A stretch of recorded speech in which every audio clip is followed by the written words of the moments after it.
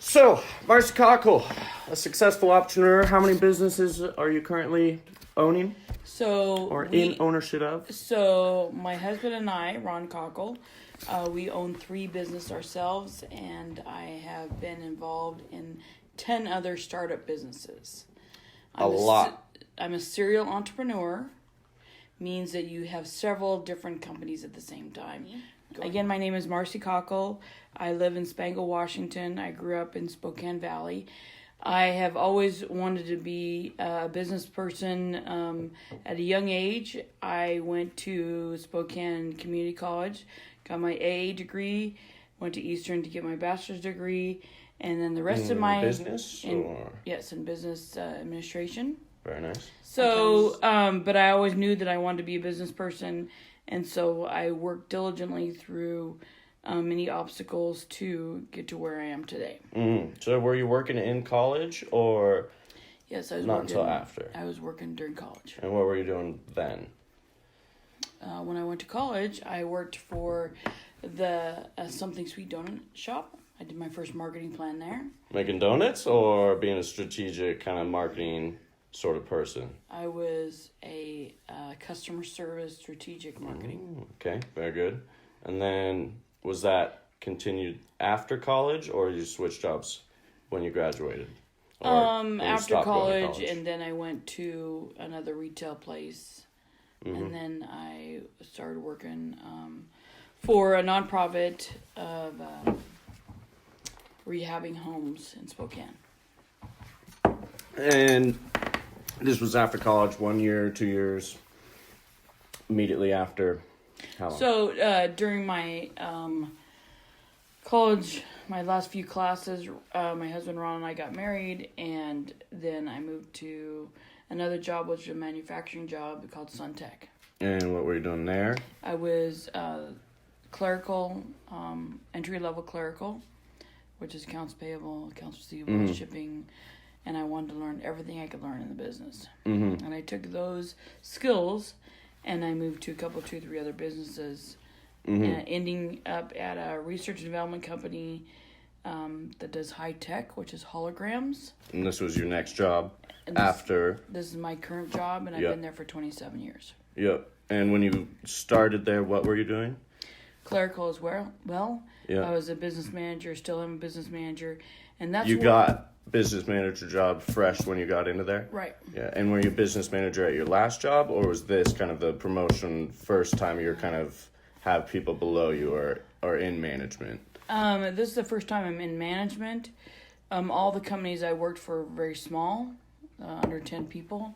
So I didn't really need to manage people per se. Yeah, but still. But I managed the company. Still, you weren't the bottom of the bench. You were starting to move up a ladder run Right. there. And then compared to your 27 years in advance, right? 27 years overall, you said. Was there any promotions along that line, or are you still just what you entered in as? No. So take me through all So that. instead of a company that has many layers of management, it was, I guess, lateral. Is that right? Lateral. So as in only kind of 5 or everybody's 6, equal. Yeah, everybody does but their own in charge jobs. of their own. Right, and so I was the manager of the business itself. And this is where I learned to work several businesses at the same time.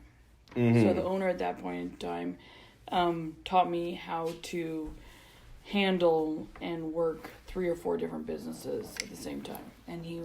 And this is kind of where that started. Before then, you were always working one main job. Right. And now you started to expand towards these other, would you call them hobbies? Or did you know you were going to try and make revenue off of them and make them into profitable businesses? At the start, what was probably the first 2 that you worked on? So the first 2 was, there was Gen Prime. Or the first one, we could just dissect one by one. So there's Gen Prime, and actually there are 4 partners in this company, and 2 of them were Eastern Washington University professors, and one was a grad student at Eastern Washington University, and the fourth person was the owner of New Light Industries. And so they started a company called Gen Prime, and right out of college. And so I helped them set up their corporate documentation, their payroll, right at the beginning. So they kind of came to you with the business idea. Yes. They knew you had experience setting up a business and everything, and kind of felt comfortable letting you kind of lead the reins of setting up the organization and getting the business started. Yes. In a way. Mm-hmm. And how they got funded for their funding at the very beginning is that they, to the owners, put in seed money to pay payroll and pay different expenses. And then Gen Prime received a federal grant through the DARPA program. And these programs are through the Small Business Innovative Research Program. Federally, anybody can apply for those. You have to have a business to do those. The first phase is $60,000. The second phase is about $200,000. If you have a good idea, then you submit those just like a grant application, and then you will hopefully get funded. It's 1 out of 10 that usually gets funded, but if you got very concrete evidence of what you're going to do, and it goes along with the vision of the solicitation, then it's fairly likely you get those grants. So they got a $60,000 grant. Yeah, when was that?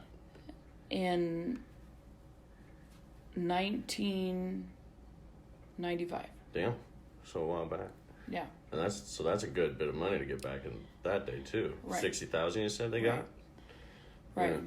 And so they developed this thing called TBAC, and it's tested bacterial in milk.